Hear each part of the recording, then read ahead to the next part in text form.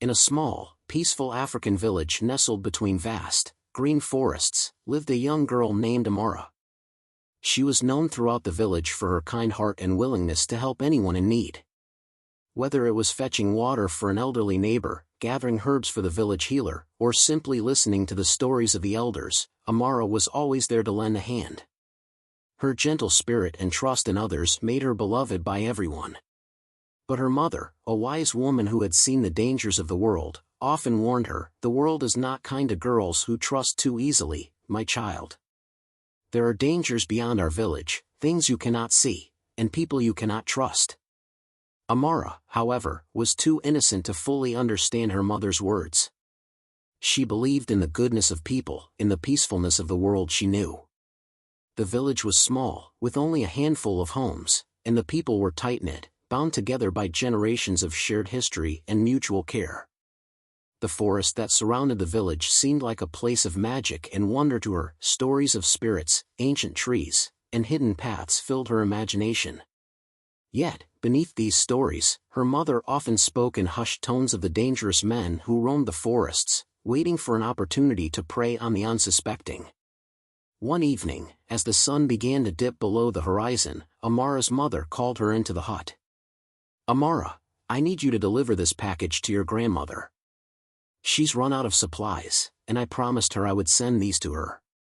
It is getting late, so be quick, but be careful on the way." Amara eagerly took the small bundle wrapped in cloth. It wasn't a long journey to her grandmother's village, just a short trek through the forest and across a small stream, but her mother's warning echoed in her mind. "Don't stray from the path, my child, and don't trust anyone along the way." "Of course, mother. I'll be careful," Amara replied, though she felt a flutter of excitement. She loved visiting her grandmother. The old woman always had fascinating tales of the world beyond the village and taught her secrets of the land that no one else knew. As she walked toward the edge of the village, she noticed how the shadows stretched longer as the sun set lower. The air was thick with the earthy smell of the forest, and the rustling of leaves echoed in her ears. She was aware of the dangerous unknown that lurked in the woods, but Amara, young and trusting, felt a sense of comfort in the familiar path. She followed the trail she had walked 1,000 times before, but as she ventured deeper into the trees, the familiar landmarks seemed to fade. The wind stirred the leaves, and Amara's feet seemed to guide her in a direction she hadn't expected. As the darkness thickened, she noticed a narrow, unfamiliar path veering off the main trail. The air seemed to beckon her, whispering her name. For a moment, she hesitated, but the thought of reaching her grandmother's house before it grew too dark pushed her forward. She told herself it would be quicker this way, just a short detour, a shortcut that would save time. The moment she stepped onto the unfamiliar trail, something shifted in the atmosphere. The trees seemed to close in, their gnarled branches twisting like ancient fingers reaching down to touch her. The deeper she went, the more she felt as though she was being watched. The wind carried faint sounds, voices, perhaps, or just the rustle of leaves, but Amara was too focused on reaching her grandmother to pay them any mind. Minutes stretched into what felt like hours, and with each step, the forest grew darker, more oppressive. Amara could no longer see the path clearly, and her heart began to race as she realized she had strayed too far. The familiar sounds of the village, children laughing, the crackling of fires, were replaced by eerie silence. She looked around, trying to spot any signs of where she had gone wrong, but the trees seemed to obscure everything. Amara's breath quickened as she felt a deep unease settle in her chest. The fear of being lost took hold of her, and she turned back, only to see that the path she had taken was now shrouded in thick fog. It was as if the forest had swallowed it whole. She was alone. The forest, which had once seemed magical and comforting, now felt like an endless maze, and Amara was no longer sure which way to go. The shadows between the trees seemed to lengthen, and every rustle of leaves made her jump. The world felt alien to her now, unfamiliar and full of unseen dangers. Her mother's warning echoed again in her mind, but it was too late. She had ventured into a place where no kindness could be trusted, and the forest, with its spirits and dangerous men, was no longer a place of wonder but of lurking, unseen threats. As Amara stood in the heart of the dense forest, the reality of her situation began to settle in. The trees, tall and twisted, seemed to press in from all sides, their branches like claws in the dimming light. The darkness was growing thicker, and with it, a deep, unsettling silence. Her breath quickened, the hairs on the back of her neck standing up as she scanned the forest around her. She had never been this far from the village, and the path that had once seemed like a shortcut now felt like an unforgiving trap. Her legs were sore from walking in circles, and her mind raced with worry. She was lost. She couldn't remember which direction she had come from or which way to go. The forest seemed to stretch on forever, the shadows darkening with each passing minute. She felt a wave of panic rise within her, a fear she had never known before. And then, just as she was beginning to lose hope, she saw it, a flicker of light in the distance. It was soft at first, barely visible through the trees, but as she approached, it grew brighter. The warm glow of a campfire. Amara's heart skipped a beat as she moved toward it, hoping for a sign of safety. Her eyes strained through the darkness, and soon she could make out the shapes of 3 figures sitting around the fire. They were men, dressed in worn clothing, with faces half obscured by the flickering shadows. At first, they didn't notice her.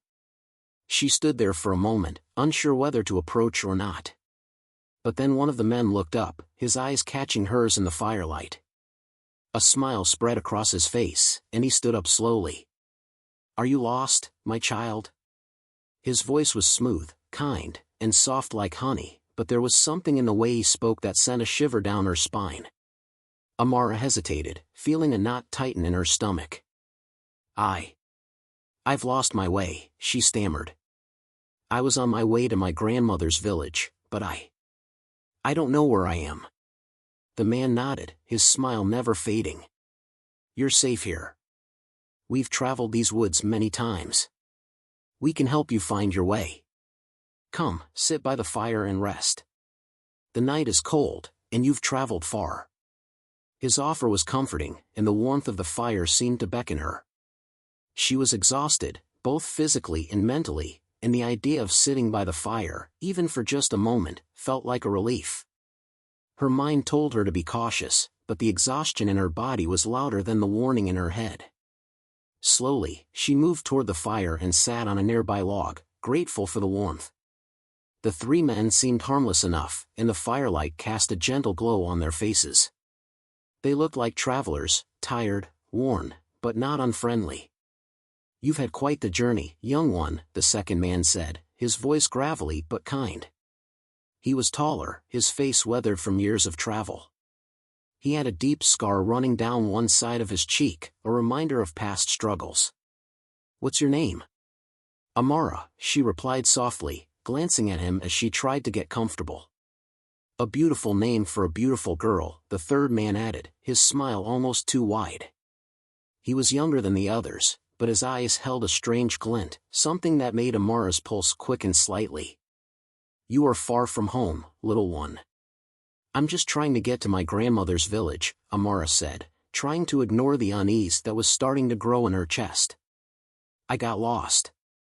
The first man, who had spoken to her first, sat back down on a nearby stone, his eyes fixed on her with a strange intensity. "We understand," he said in a soothing voice.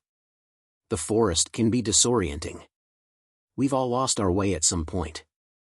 But don't worry, Amara. We will help you get home. At sunrise, we'll take you back to your village. You'll be safe with us." Amara felt a flicker of relief at the promise of safety. The warmth of the fire, the comforting tone of their voices, and their reassuring words all felt so genuine. They seemed like men who knew the dangers of the forest, men who understood the treacherous paths. She could trust them, couldn't she? They were offering her help, after all. But as she sat there, staring into the flames, something about the way they looked at her made her stomach churn. Their eyes, though kind, held something she couldn't quite place. An unreadable gleam that made her feel small, as though she were something to be examined, something to be owned. "I don't mean to trouble you," Amara said, shifting uncomfortably on the log. "But how do I know you can be trusted? My mother always warned me about strangers." The men laughed, but it wasn't an easy laugh. It was low, almost mocking. The second man leaned forward, his eyes glinting in the firelight. "Your mother is wise, little one," he said, "but sometimes trust is the only thing we have in this world. We can't survive without it." The words hung in the air for a moment, and Amara swallowed, feeling a knot tighten in her throat. The fire crackled, its warmth almost suffocating now, and the shadows of the men seemed to stretch longer, more sinister. "We will take you home at sunrise," the third man repeated, his voice soft but insistent. "You'll be safe with us." Something in his tone sent a chill through Amara's body. She looked into their eyes again, seeing the glint of something that wasn't quite right. It wasn't just kindness she saw, there was something darker, something hungry, lurking beneath the surface. But she was so tired, so scared, and the fire was warm. Reluctantly, she nodded. "Thank you," she whispered, trying to ignore the feeling that something terrible was about to unfold. As the men moved closer to her, their smiles widening, Amara felt an icy sense of foreboding coil deep inside her. Something wasn't right, but she was too weary to run. She had nowhere else to go. The fire crackled again, and the men's eyes never left her. Amara sat by the fire, her legs aching from the long walk, her mind muddled with exhaustion. The warmth of the flames, the soothing voices of the men, and the steady hum of the night seemed to lull her into a trance-like stupor. She hadn't realized how hungry and tired she was until they placed a bowl of food in front of her. The dish was simple, a stew of grains, vegetables, and something she couldn't quite identify, but the scent of it was intoxicating, and the men urged her to eat. "You must be starving, little one," the second man said, his voice low and gentle. "Eat. It will help you regain your strength for the journey ahead." She nodded faintly, too tired to argue. The warmth of the food spread through her, settling in her stomach and filling her with a false sense of comfort. She ate quickly, not even noticing that the flavors seemed strangely overpowering, rich and heavy. At first, the food tasted fine, but as she continued eating, a drowsy fog began to settle over her mind. Her eyelids grew heavy, and her body began to feel limp, as though the earth beneath her were pulling her down into a deep sleep. One of the men, the first one who had spoken to her, watched her closely. His eyes never left her face as she took bite after bite, each one seemingly draining more of her energy. Amara fought the drowsiness, but it was no use, her limbs felt like lead, her thoughts slowed, and the firelight began to blur in her vision. The men's voices grew distant, their words no longer as clear as they had been before. "You're safe now, Amara," the third man whispered. His voice sounded soothing, almost loving, but it carried an edge of something darker beneath it. "Rest now, little one. Everything will be all right." But Amara couldn't rest. The warning bells in her head were too loud, too persistent. Something wasn't right. She wanted to speak, to ask them what they had done to her, but the words wouldn't come.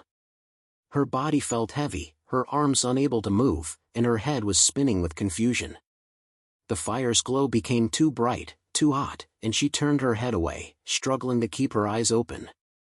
As her strength drained away, her thoughts became fragmented, flashes of memories and fears swirling together. She tried to focus on her grandmother's village, on the home she longed to return to, but the thoughts slipped away like sand through her fingers. Instead, there was only the oppressive feeling of the forest closing in around her, and the men's eyes, those dark, predatory eyes, staring at her with growing hunger. "Don't fight it, little one," the first man said, his voice more urgent now. "You'll only make it harder for yourself." The world around her seemed to dissolve as she slipped deeper into the haze, and then, before she could fully grasp what was happening, the man reached out and grabbed her wrist with surprising strength. The touch sent a jolt of terror through her, and she tried to pull away, but her body wouldn't respond. Her heart raced as she struggled, her body feeling like it was moving through thick mud. She looked into his eyes, the once kind smile now gone, replaced by something far darker. "Nothing is free, little one," he whispered into her ear, his breath hot and foul. "You thought we were helping you, didn't you?" Amara's throat tightened in fear as she tried to speak, but no sound escaped. She struggled harder, her fingers clawing at the dirt, but it was no use. The men had her trapped. The second man stood, moving toward her with a slow, deliberate pace. "You should have known better than to trust strangers in the forest," he said, his voice cold and distant. "But now you belong to us." Amara's pulse quickened, a surge of panic shooting through her chest. She screamed, her voice ragged and weak, but the sound was swallowed by the vastness of the forest. The men didn't stop, instead, their hands were on her, pulling her toward them, forcing her down onto the ground. She tried to fight, to push them away, but the drowsiness clouding her mind made every movement sluggish, every scream weaker than the last. They were too strong, too many. The first man pressed his knee into her chest, pinning her down, his smile now twisted into something cruel. "Don't worry, little one. You'll learn what it means to be ours," he said, his fingers tightening around her wrist, his grip unyielding. Amara's eyes blurred with tears, her heart hammering in her chest as the horror of the situation fully settled in. This wasn't kindness. This wasn't help. It was a trap, a cruel, twisted game they had lured her into. She had been nothing more than prey to them, a vulnerable, trusting girl lost in the woods. The second man moved closer, his hands rough as they began to tear at her clothes. Amara's screams became frantic, her body writhing beneath them, but the men were relentless. She felt a deep, sickening despair take over as she realized no one was coming to help her. The forest, so full of life just hours before, had turned into a silent, empty place, a place where no one would hear her cries. The darkness around her seemed to swallow everything, her hope, her strength, her voice. One by one, the men took turns, their laughter low and cruel as they violated her, their faces cold, indifferent to her pain. She fought with everything she had left, but the haze in her mind dulled her strength, and she was nothing but a helpless, broken shell.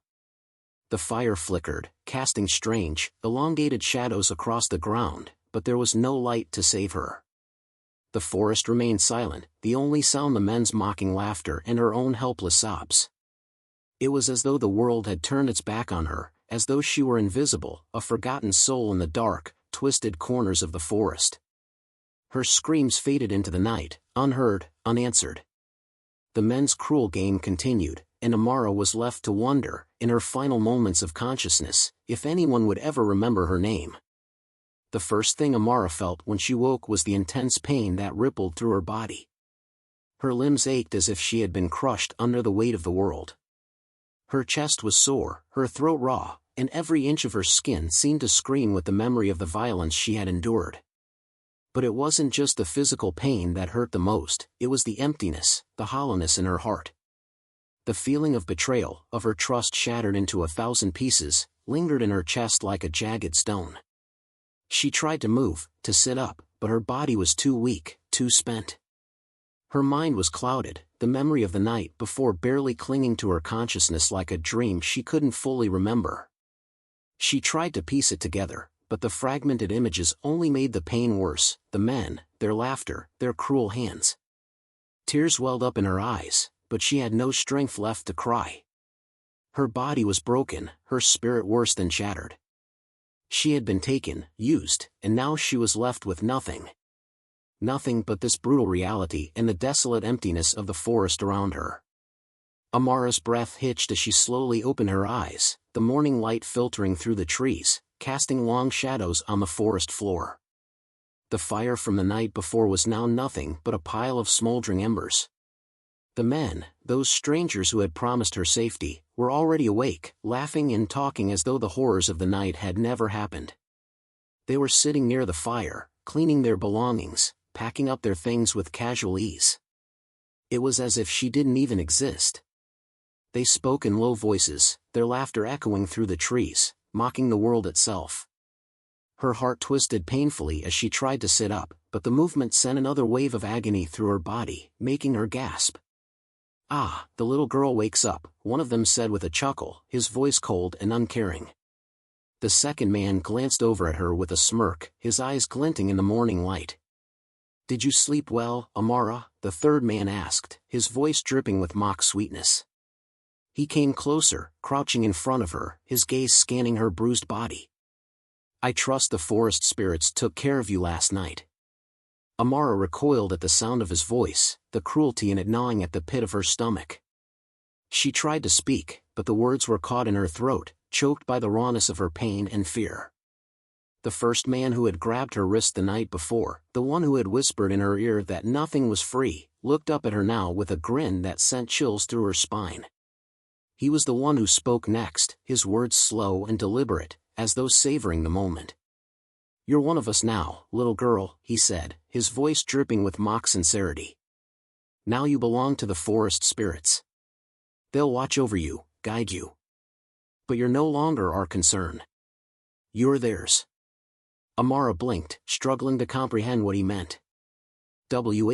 What? She tried to ask, her voice barely a whisper, but the words failed her.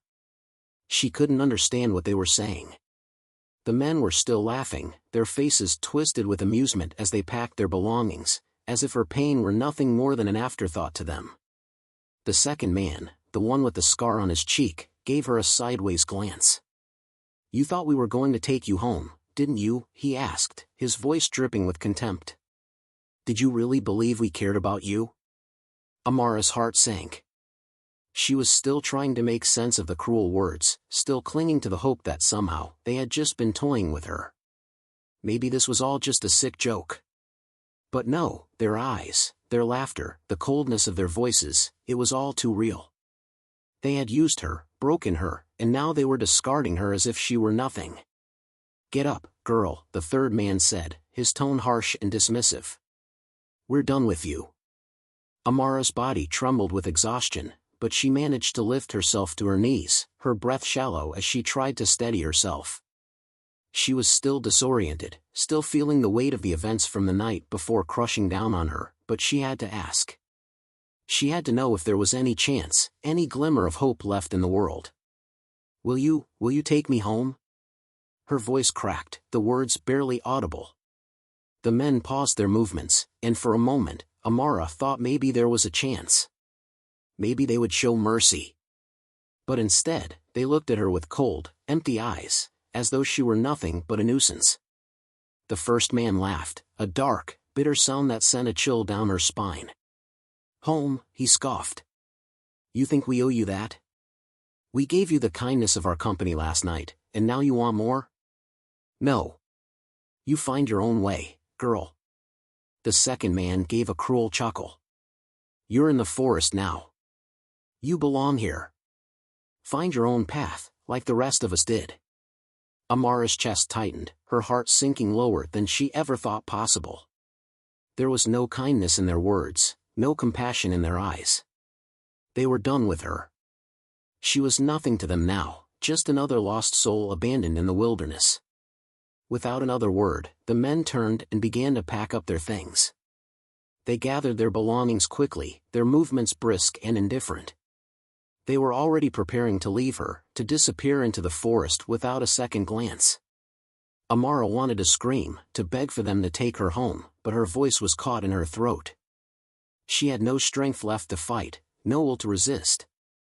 She was just a broken, shattered girl, alone in the wilderness. As they walked away, their laughter still echoing in the distance, Amara collapsed to the ground, her body shaking with silent sobs. She was utterly alone, lost in a world that had turned its back on her. The forest, once a place of wonder and magic, now felt like a prison, its trees like silent witnesses to her despair. The men were gone. And Amara was left with nothing but the emptiness of the forest, the echo of their cruel words ringing in her ears. "Find your own way, girl." Amara's body ached with every movement as she crawled through the thick underbrush, her hands trembling against the earth. Her once clean dress was torn, stained with dirt and blood, the marks of a night she couldn't escape. Her face was streaked with tears, her eyes swollen and red from crying, but the pain inside her heart was deeper than anything physical. She felt so lost, so utterly alone, abandoned by the world and forsaken by those who should have protected her. The forest, once a place of beauty and wonder, now seemed like a prison, its shadows closing in around her, suffocating her. She had tried to stand, tried to walk, but her legs wouldn't carry her. The energy had been drained from her, both by the men's cruel actions and the overwhelming weight of her grief. She needed water, needed something to cleanse herself from the filth that clung to her, inside and out. The smell of the earth and the blood felt suffocating, a constant reminder of the horror she had endured. Finally, after what felt like an eternity, Amara spotted a river. The sight of the flowing water was like a beacon of hope, calling to her like a promise of renewal. She crawled toward it with desperate urgency, her hands scratching at the rough ground, pushing her forward even though every inch of progress felt like an eternity. When she reached the riverbank, Amara collapsed, her face pressed against the cool water, gulping it down in desperate breaths. She splashed her face with the river, hoping that somehow the water would wash away the memories, the stains on her body, the despair that gripped her heart. But no matter how much she scrubbed, no matter how many tears fell into the river, it wasn't enough. The pain, the betrayal, it stayed with her, lodged deep within her spirit. The world felt so heavy. The weight of what had happened, the crushing realization that no one was coming to save her, it all sank into her bones, making it hard to breathe, hard to move. Her heart felt like it had been shattered, the pieces scattered into 1,000 fragments she couldn't gather. She was broken, lost, and there seemed to be no way out of the nightmare. But then, in the midst of her pain, as the river flowed steadily beside her, something shifted. A chill ran through the air, a presence that made the hair on the back of her neck stand on end.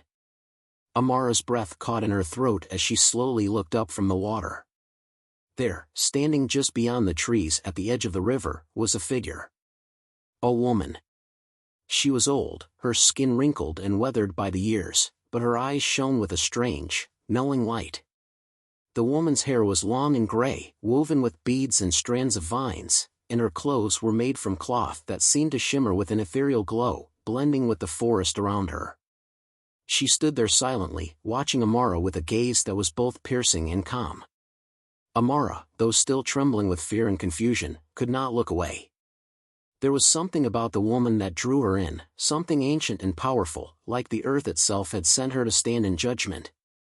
"Who are you?" Amara croaked, her voice hoarse and weak.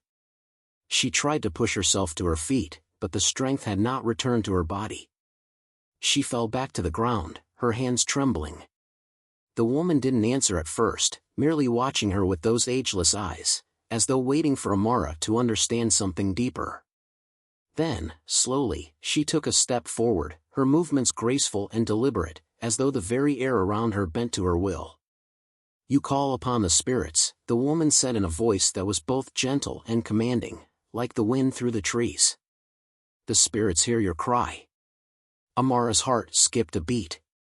She had been so consumed by her grief, by the agony that gripped her, that she had not realized what she was doing.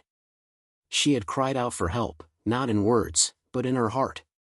She had begged the spirits of the land to hear her, to grant her justice for the wrongs done to her. I didn't mean to," Amara whispered, tears welling up again as she looked at the woman. I don't know where to go anymore. I don't know what to do. They used me. Her voice faltered, and the words felt like knives as she spoke them aloud. The woman's gaze softened, but her eyes were still full of ancient power.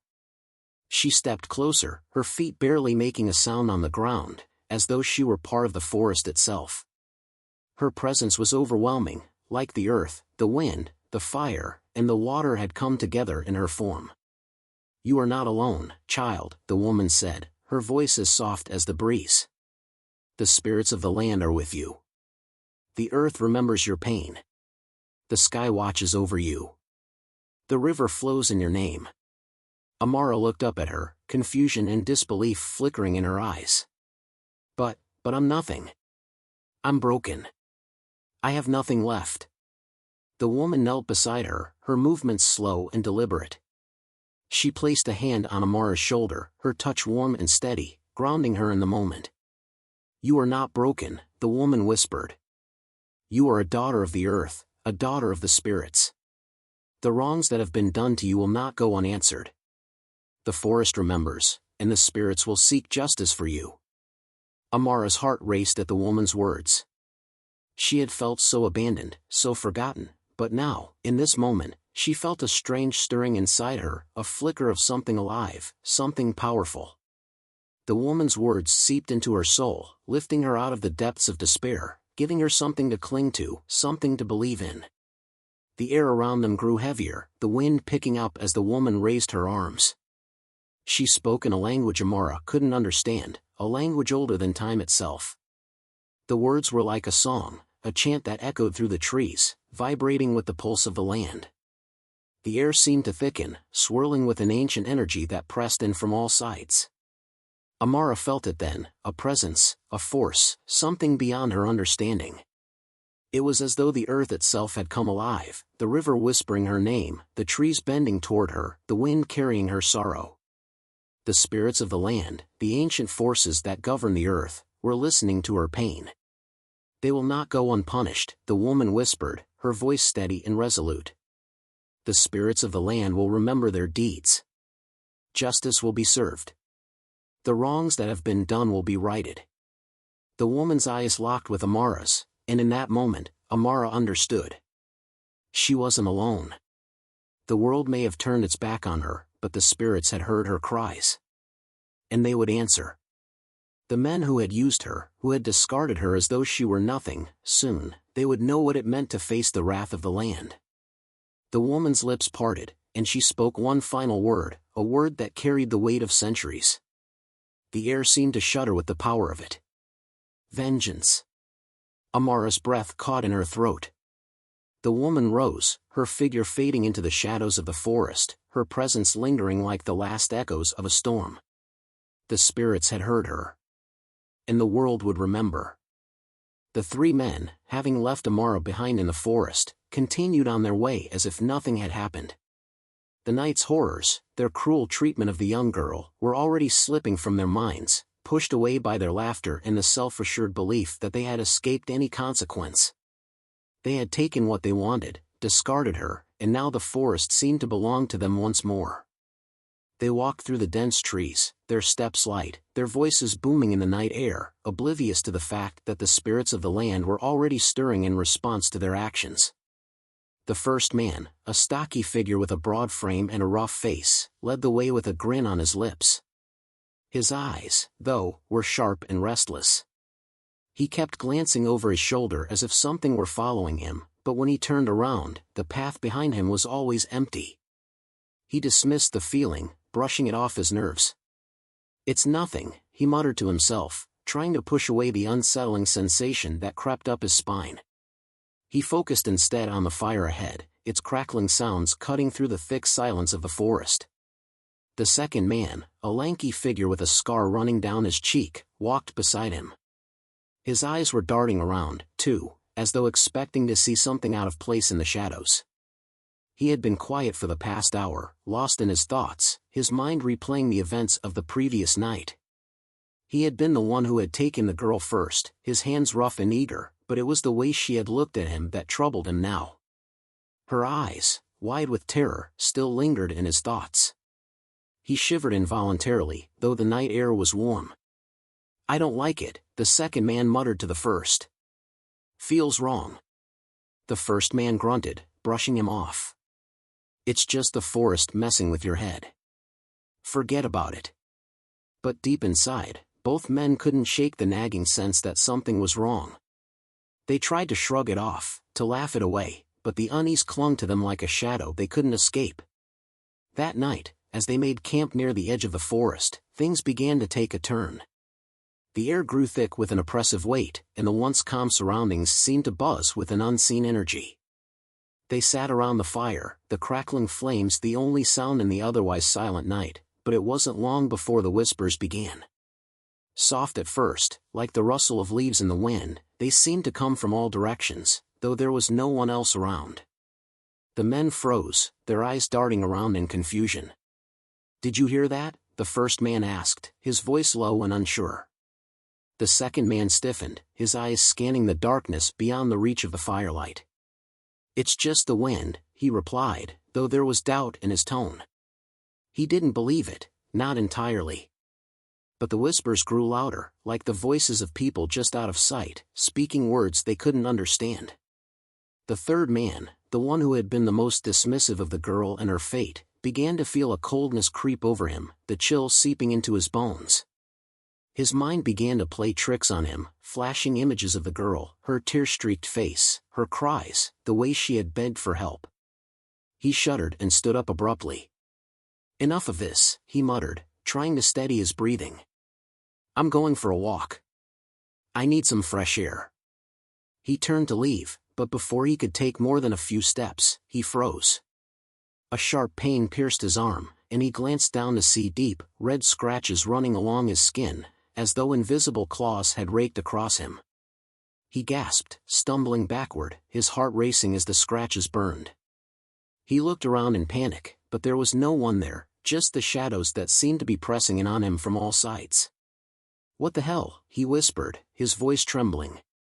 His mind raced, trying to find a logical explanation, but all he could feel was a growing sense of dread.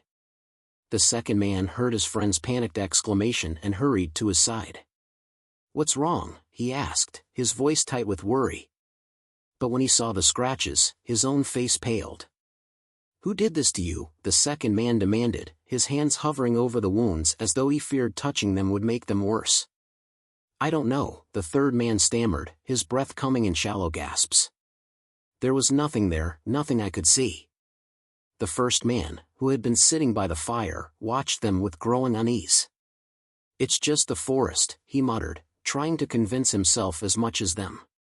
But his voice faltered, and for the first time since the incident, the words he spoke sounded hollow, as though the forest itself were listening and judging them. That night, as they tried to sleep, things only grew worse. The third man, who had been plagued by the scratches, found himself unable to sleep. His body was tense, his eyes flickering open at every noise, every shift of the trees in the wind. But it wasn't the sounds of the forest that kept him awake.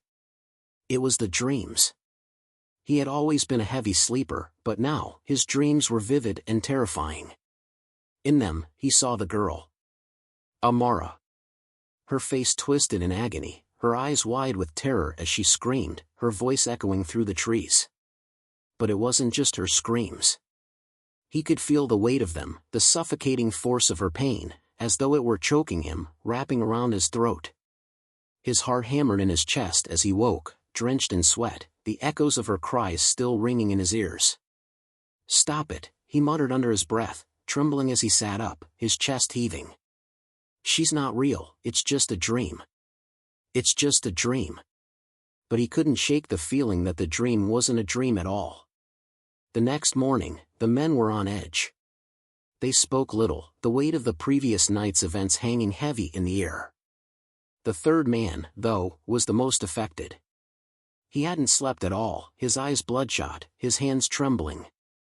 "I can't take it anymore," he said, his voice shaking. "I keep hearing her, her screams.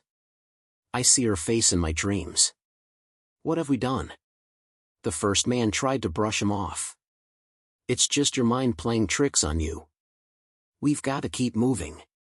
But even he couldn't hide the unease in his voice. He had felt it, too. The growing sense that something was watching them, something malevolent that wouldn't let them escape. That night, as they camped once more, the strange occurrences only intensified. The third man, unable to sleep, sat by the fire, his eyes darting nervously around the camp. It was then that he saw it, a dark figure, standing just beyond the reach of the firelight. At first, he thought it was a trick of the shadows, but as he stared, it became clear. It was a figure, tall and indistinct, standing motionless just at the edge of the trees, watching him. His heart raced as he stood up, his legs unsteady beneath him.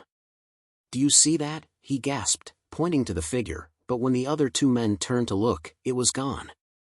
Vanished into the night, as though it had never been there at all. They laughed it off, but the unease only grew. The men began to feel like they were being followed, that something, or someone, was always just behind them, just out of sight. Each night, the figure grew closer, the whispers grew louder, and the scratching continued, deeper and more relentless. It was as though the forest itself was coming for them. The spirits of the land had been awakened. And soon, the men would learn that their sins would never be forgotten. The men's desperate attempts to escape the forest only seemed to draw them deeper into its grasp. The once familiar paths that led them through the dense trees had vanished, replaced by twisting, winding trails that seemed to loop back on themselves. The forest, which had once felt like a benign wilderness, now seemed alive with malevolent intent. It was as though the land itself had become a maze, its heart beating with the ancient power of the spirits. Panic set in as the men tried to find their way out, their breath ragged, their eyes wide with fear. The trees seemed to close in around them, their branches stretching out like skeletal hands, blocking their way. The once peaceful sounds of the forest had been replaced by eerie silence, broken only by the occasional rustling of unseen creatures in the underbrush. Even the animals, once so familiar, now appeared as shadows in the corner of their eyes glowing with an unnatural hostility. "What's happening?" the first man gasped, his voice trembling as he pushed through the thick undergrowth. "We should have been out of here by now." The second man, his face pale and drawn, nodded in agreement, his eyes darting around in every direction. This isn't normal. We've been walking in circles." But no matter how fast they moved or how hard they tried to push through, the forest seemed to grow darker, thicker, and more foreboding. They could feel the presence of something following them, something that was waiting, watching. The whispers were back again, this time louder, more insistent. As the first man stumbled over a tree root, he froze, his heart racing in his chest. He heard something moving nearby, something large and heavy, like footsteps in the leaves. But when he turned to look, there was nothing there. "Did you hear that?" he asked, his voice low, nearly a whisper. The second man was about to reply when a shrill cry pierced the silence, echoing through the trees. It sounded like the scream of a wild animal, but there was something unmistakably human in it. The scream was followed by another, and then another, until it was clear that the cries were not coming from any animal. They were human voices, terrified, pleading. The men's faces went white. They couldn't tell where the cries were coming from, but they knew that it wasn't something they wanted to face. Panic took over, and they began running, their feet pounding against the earth, pushing through the trees in a blind frenzy. It was then that the first man, who had been in the lead, disappeared into the night. The second man turned back, calling out to him, but there was no response. His heart skipped a beat as he realized his companion had vanished. "Where are you?" he shouted into the darkness, but the forest offered no reply. His words seemed to be swallowed by the vastness of the trees. Desperation took hold of him, and he started running in the direction the first man had gone, but it was too late. He reached a clearing, and there, in the river, he found the first man's body. His lifeless form was floating face down, his mouth open, and when the second man drew closer, he saw that it was filled with black water, thick and oily. The second man recoiled in horror, a chill running down his spine. His legs shook as he stumbled back from the body, his mind reeling with disbelief. The water seemed to pulse, moving as if it had a life of its own, like the very river had turned against them. "What is this?" the second man whispered, fear choking his words. His stomach churned, and for the first time, he realized the full extent of the curse that had been set upon them. The spirits were punishing them, exacting revenge for the crimes they had committed against Amara. The first man had paid the price, drowned by the very river they had once crossed with ease. Terror gripped the second man as he turned to run, but as he did, he heard the faint creaking of wood, followed by a low, groaning sound. He froze and looked up, his eyes widening in horror. Hanging from a tree above him was the second man, the one who had once been so sure of his own power. Now, his body swung lifelessly, his face frozen in a grotesque expression of terror, his eyes wide and glassy. The rope around his neck creaked in the wind, a silent testament to the horror that had claimed him. The second man stumbled back, gasping for air, his heart pounding in his chest. He turned to run, to escape the nightmare, but the forest seemed to mock him, each path leading only to more darkness, more torment. It wasn't long before he, too, vanished. No one knew what happened to the third man, the one who had been the most distant and callous of them all. He simply disappeared, like smoke on the wind, vanishing into the depths of the forest. His footprints were gone, his trail lost. But the villagers spoke of him in hushed tones, recounting how they could hear his voice late at night, calling out from the trees.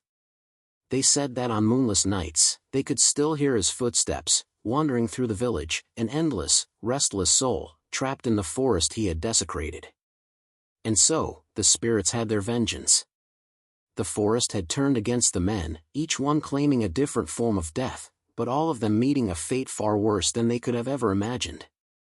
They had crossed a line that could never be uncrossed, and now they were nothing more than whispers in the wind, shadows in the trees.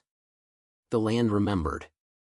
The spirits of the Forsaken had spoken, and their wrath was unyielding. Amara was found several days later, lying in a state of near delirium by a passing traveler who had been crossing the forest on his way to the next village.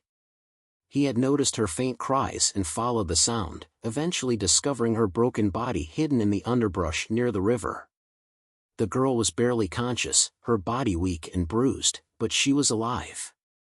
He carried her through the forest, offering her water when she awoke briefly, and finally, they reached the village. The people of Amara's village were shocked to see her return, though it was not the reunion they had hoped for. She was no longer the same innocent, vibrant girl who had once brought joy to the village. Her eyes were empty, distant, as though a part of her had been forever lost in the shadows of the forest. The bright spark that had once danced in her gaze was gone, replaced by an unfathomable depth that seemed to peer through everything, as if she could see things others could not. When she spoke, her voice was quiet, hollow, like a wind-blown leaf, lost and drifting without direction. Her laughter, once a familiar sound, had vanished completely, leaving only a silence that hung heavily in the air. The villagers whispered amongst themselves, sensing that something had irrevocably changed in her. The elders, wise in the ways of the spirits and the land, could feel the shift in the very air around her. They believed that Amara now walked between two worlds, the realm of the living and the domain of the spirits, a place where the boundaries between the two were blurred and where pain and loss held a permanent place. No man dared to look at her for too long.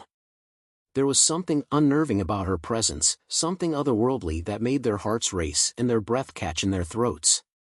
They would see her standing by the river or in the fields, her eyes locked onto something they could not see, her face unreadable, as though she were lost in another time, another place. As the years passed, her story became a whispered legend in the village. The elders would speak of her in hushed tones, warning the younger ones of the dangers that lay hidden in the heart of the forest. They told of the three men who had wronged her, who had paid the ultimate price for their cruelty, and how the spirits of the land had taken their revenge. They spoke of Amara's unspoken suffering, of her survival, and of how she became something more than human, a symbol of the forest's wrath, a reminder that there were forces beyond understanding, forces that could not be controlled. Her name, once spoken with fondness, now carried a shadow of fear. The villagers learned to leave her in peace, to let her live in the solitude she had come to know. And though she never spoke of what had happened to her in the forest, her eyes said everything. They said that some wounds, some pain, were too deep to be healed, and some curses were too ancient to be broken. Amara had returned home, but the girl who had once been so full of life was gone forever. In her place was something else, something bound to the spirits of the land, a living legend that would never be forgotten. And the village, though they loved her still, knew that she was no longer just a girl. She was something more, something feared, and the story of her suffering would remain etched in their hearts, a warning to all who dared to harm the innocent.